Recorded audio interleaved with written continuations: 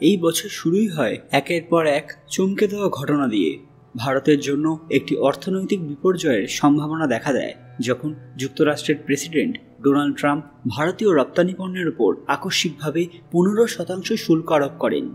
কিন্তু তিনি এখানেই থেমে থাকেননি, তিনি আরও শুল্ক আরোপ করতেই থাকেন, যাতে নাভিশ্বাস উঠে যায় পৃথিবীর বিভিন্ন দেশের।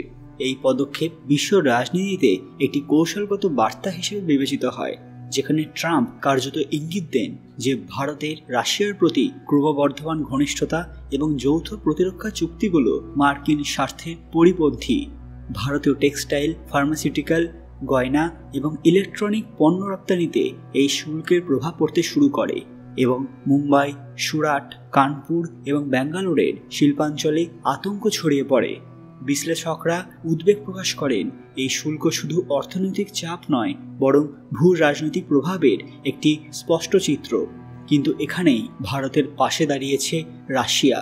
তারা এমন কিছু ঘোষণা করেছে যা শুনে পিলে চমকে গেছে আমেরিকার। তারা ঠিক কী করতে চলেছে সবটাই জানাবো আজকের ভিডিওতে। তার আগে কমেন্ট বক্সে হর হর মহাদেব লিখতে ভুলবেন না। সকলকে আমাদের চ্যানেল পুরাণথায় স্বাগত। আজকে আপনারা জানবেন, তাহলে কি ভারতের পাশে দাঁড়ালো রাশিয়া? ভিডিওতে এগোনোর আগে সবাই অবশ্যই আমাদের চ্যানেলটি সাবস্ক্রাইব করে নেবেন। এই সংকটময় মুহূর্তে আন্তর্জাতিক রাজনীতিতে এক নাটকীয় পালাবদল ঘটে। রাশিয়ার প্রেসিডেন্ট ভ্লাদিমির পুতিন মস্কোতে একটি উচ্চ পর্যায়ের অর্থনৈতিক ফোরামে ঘোষণা করে দেন যে রাশিয়া আগামী 3 বছরে ভারতের অবকাঠামো, প্রতিরক্ষা এবং শক্তি খাতে প্রায় $75 বিলিয়ন বিনিয়োগ করবে।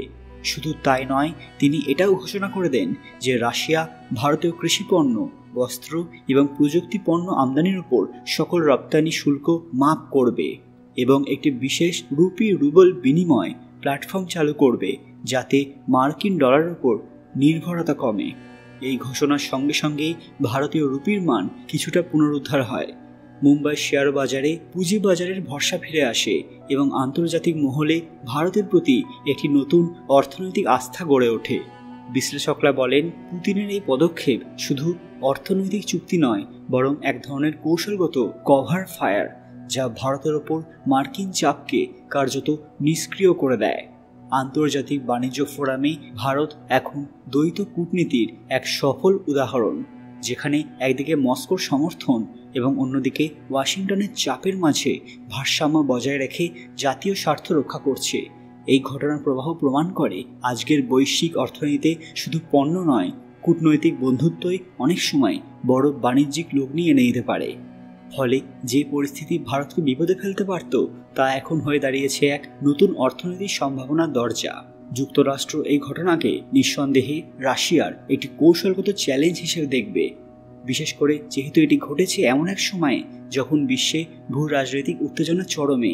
ইউক্রেন যুদ্ধ, ডলার ভিত্তিক বাজারে চীন এবং রাশিয়ার বিকল্প তৈরি, ভারতের মতো প্রধান অর্থনৈতিক শক্তির অবস্থান নির্ধারণ ইত্যাদি বিভিন্ন বিষয় সামনে রেখে এর ফলে মার্কিন আধিপত্যে আঘাত লেগেছে। তারা দীর্ঘদিন ধরে ডলার ভিত্তিক বাণিজ্য এবং বৈশ্বিক আর্থিক কাঠামোর মধ্যমণি। রাশিয়া যদি ভারতকে বাণিজ্য এবং বৃহৎ বিনিয়োগের মাধ্যমে এই কাঠামোর বাইরে নিয়ে যায়, তাহলে তা যুক্তরাষ্ট্রের জন্য সরাসরি একটি ভূ অর্থনৈতিক হুমকি। পাশাপাশি ভারত একদিকে কোয়াড অর্থাৎ যুক্তরাষ্ট্র, জাপান, অস্ট্রেলিয়া, ভারত, অন্যদিকে রাশিয়ার ঘনিষ্ঠ বন্ধু এবং ব্রিক্সের গুরুত্বপূর্ণ সদস্য। এই দ্বৈত অবস্থান মার্কিন যুক্তরাষ্ট্রের জন্য অস্বস্তিকর, বিশেষ করে যদি ভারত রাশিয়ার কৌশলগত লগ্নির দিকে আরও ঝুঁকে পড়ে। রাশিয়া যদি ভারতের অবকাঠামো, প্রতিরক্ষা বা শক্তি খাতে ঢুকে পড়ে, সেটা যুক্তরাষ্ট্রের প্রভাব কমিয়ে দিতে পারে। ফলে ওয়াশিংটন হয়তো ভারতকে আরও বেশি সামরিক এবং কৌশলগত প্রস্তাব দিয়ে টানার চেষ্টা করবে, নতুবা চাপ প্রয়োগ করবে। তবে বর্তমান বিশ্বে যেখানে মাল্টি অ্যালায়েন্স বা বহুমুখী সম্পর্কই বাস্তবতা, সেখানে ভারত যেমন রাশিয়ার কাছ থেকে বিনিয়োগ নিচ্ছে, তেমনি মার্কিন বাজারও ধরে রাখতে চাইবে। এতে চ্যালেঞ্জ তো অবশ্যই আছে, তবে তা সরাসরি যুদ্ধ নয়, বরং কূটনৈতিক এবং অর্থনৈতিক শক্তিমত্তার খেলা। বন্ধুরা, আপনাদের কি মনে হয়, আমেরিকা কি এবার ভারতের পাশে দাঁড়াবে, নাকি আগের মতোই জোর করবে? এবং রাশিয়া কি এটা করে সঠিক কাজ করেছে?